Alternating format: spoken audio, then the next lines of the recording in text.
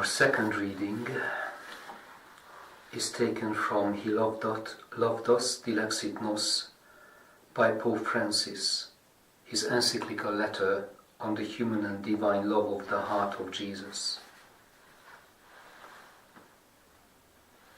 A threefold love.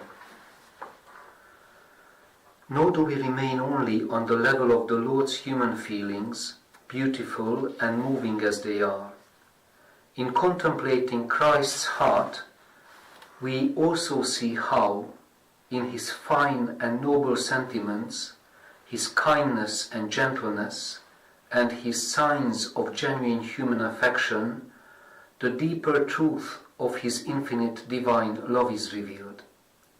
In the words of Benedict XVI, from the infinite horizon of his love, God wished to enter into the limits of human history and the human condition. He took on a body and a heart. Thus we can contemplate and encounter the infinite in the finite, the invisible and ineffable mystery in the human heart of Jesus the Nazarene. The image of the Lord's heart speaks to us, in fact, of a threefold love. First, we contemplate his infinite divine love. Then our thoughts turn to the spiritual dimension of his humanity, in which the heart is the symbol of that most ardent love infused into his soul, enriches his human will. Finally, it is a symbol also of his sensible love.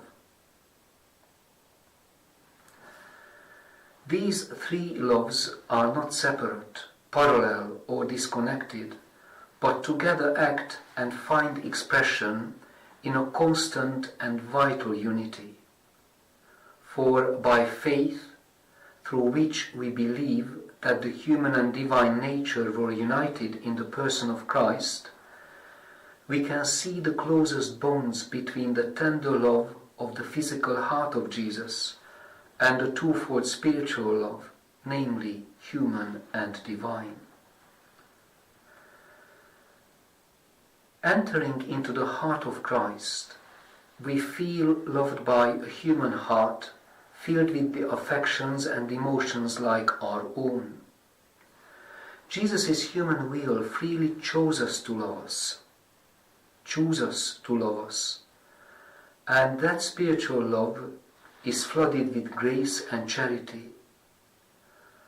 When we plunge into the depths of his heart, we find ourselves overwhelmed by the immense glory of his infinite love as the eternal Son, which we can no longer separate from his human love.